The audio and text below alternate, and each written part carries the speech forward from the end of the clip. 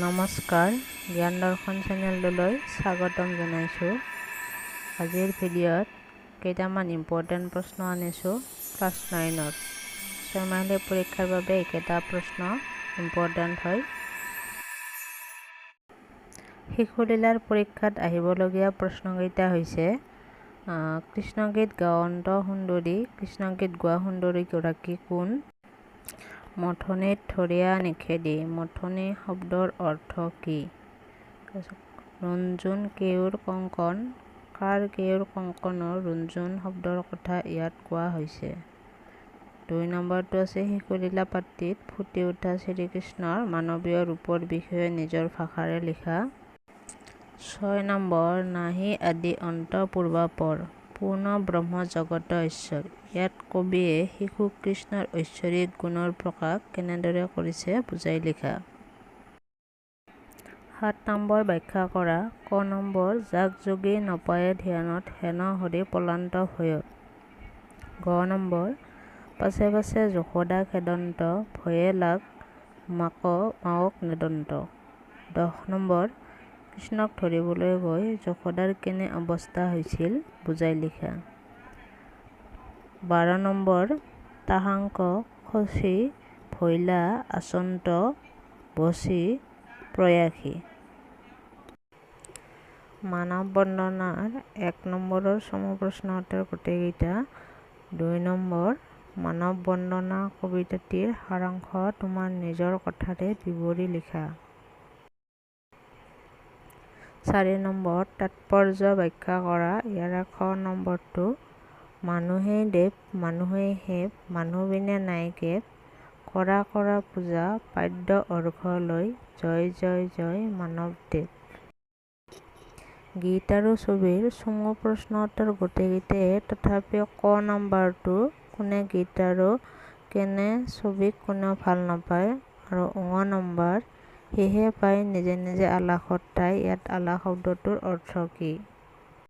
4 number কেনেকুৱা গীত আৰু ছবিক কোনেও ভাল নবোলে আৰু কোনবোৰ গীত আৰু ছবিক সকলোৱে ভাল বুলি আদৰি লৈ আলাসত ঠাই দিয়ে নিজৰ ভাষাত বৰ্ণনা কৰা।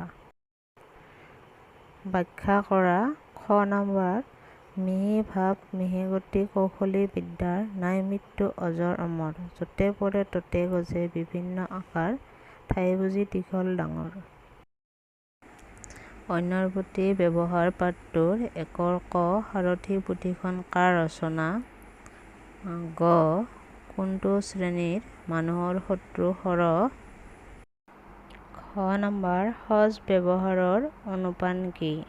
প্ৰথম চ এই শ্ৰেণীৰ মানুহৰ স্বভাৱ নিচেই পাতল। ইয়াত কোনটো শ্ৰেণীৰ মানুহৰ কথা কোৱা হৈছে?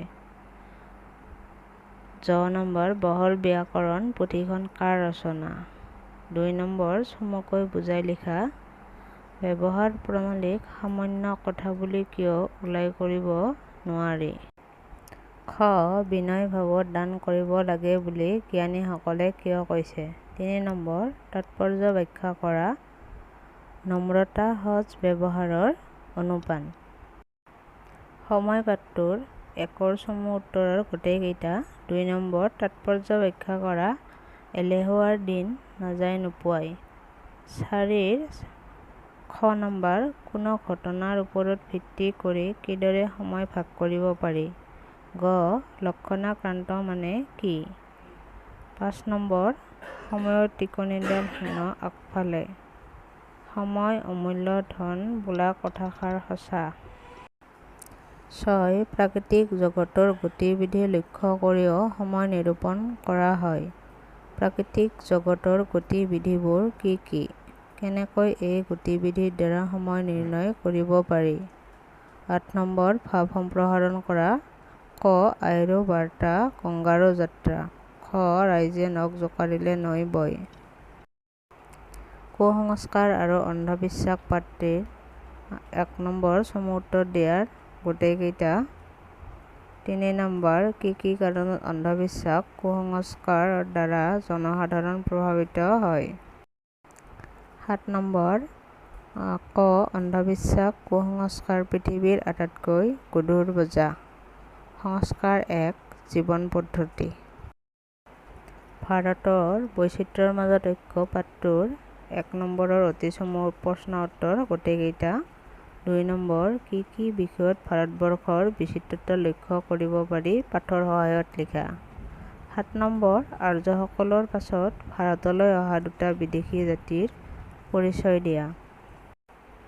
10 নম্বৰ ভাৰতীয় সংস্কৃতি এক সমন্বয়ৰ বস্তু, তাৎপৰ্য ব্যাখ্যা কৰা। 11 নম্বৰ খ সুকুমাৰ কলা কোনবিলাক? গ কি গ্ৰন্থই প্ৰাচীন কালৰে পৰাই ভাৰতবাসীৰ চিন্তাধাৰা আৰু আদৰ্শৰ ক্ষেত্ৰত ঐক্যভাৱ গঢ়াত সহায় কৰিছে? 14 ক সুকুমাৰ কলা। প্ৰথম ছ বৈশিষ্ট্য। 15 নম্বৰ ভাৰতবৰ্ষ এখন অতি সুসভ্য ঐতিহ্যপূৰ্ণ দেশ। কথাষাৰ বহলাই লিখা। যুঁজ পাঠটিৰ 1 নম্বৰৰ অতি চমু উত্তৰ গোটেইকেইটা। 2 ক সিদ্ধাৰ্থই কিয় প্ৰশান্তৰ বেগৰ পৰা পইচা চুৰ কৰিছিল? খ কি কাৰণত সিদ্ধাৰ্থ নিচাসক্ত হৈ পৰিছিল? গ নিৰ্মলে সিদ্ধাৰ্থক বিচাৰি কিয় পাণ দোকানখনলৈ গৈছিল? 3 নম্বৰ তোৰ কি হৈছে মোক ক'বই লাগিব সিদ্ধাৰ্থ। নিৰ্মলৰ এই কথাখিনিয়ে সিদ্ধাৰ্থক কেনেকৈ প্ৰভাৱিত কৰিছিল? 8 সিদ্ধাৰ্থই কিহৰ তাড়নাত মাকৰ খাৰুযোৰ চুৰ কৰিছিল আৰু পাছত তাৰ কিয় অন্তৰ্দ্বন্দ্ব হৈছিল বুজাই লিখা। 9 আচলতে মন গ'লেই সুখী হ'ব পাৰি জান? নিৰ্মলে কি প্ৰসংগত সিদ্ধাৰ্থক এনেকৈ কৈছিল বুজাই লিখা। ব্যাখ্যা কৰা। 10 নম্বৰ 10 খ মানুহে দেখা ঘৃণনীয় সত্যৰ আঁৰতো হয়তো কেতিয়াবা লুকাই থাকে আন কিছুমান কৰুণ সত্য। ঘ সকলো মানুহৰে জীৱনবোৰ একোখন যুঁজ। হনুমন্তৰ লংকা দৰ্শন পাঠটোৰ 1ৰ গোটেইকেইটা। 2 মাধৱ কন্দলীৰ বাহিৰে শংকৰ পূৰ্ব যুগৰ কবিকেইজনৰ নাম উল্লেখ কৰা। 3 নম্বৰ মাধৱ কন্দলীয়ে কোন ৰজাৰ পৃষ্ঠপোষকতা লাভ কৰিছিল? তেওঁ ক'ৰ ৰজা আছিল? 5 নম্বৰ লংকা নগৰীৰ কাষৰ বন-বননিত হনুমন্তই কি ফল ফুলৰ গছ দেখিবলৈ পাইছিল? 6 হনুমন্তই কি ৰূপ ধৰি লংকা নগৰীত প্ৰৱেশ কৰিছিল? তেওঁ সেই ৰূপ ধৰাৰ কাৰণ কি আছিল? 10 হনুমন্তৰ লংকা দৰ্শন কাব্যাংশৰ মূল কথাখিনি তোমাৰ নিজৰ কথাৰে লিখা। চোৰ ধৰা পাঠটিৰ 1ৰ গোটেইকেইটা। 2 খ নম্বৰ শ্ৰীকৃষ্ণই গোপীৰ মুখত কিয় লৱণো সানি দিছিল? 4 মাক যশোদাই কানাইক লগ পাই কি কথা কৈছিল আৰু কিদৰে চেনেহ প্ৰকাশ কৰিছিল? সন্মান পাঠটিৰ 1ৰ ক অধিকাৰ আৰু শাসনকৰ্তা নথকা দেশ এখন কেনেকুৱা আচৰণ কৰে? খ হেমচন্দ্ৰ বৰুৱা কোনখন কাকতৰ সম্পাদক আছিল? ঙ হেমকক্ষী। প্ৰথম ছ কাণিয়াৰ কীৰ্তনৰ ৰচক কোন? 3 নম্বৰ শিক্ষকৰ প্ৰতি ছাত্ৰই মান সৎকাৰ কিয় ৰাখিব লাগে?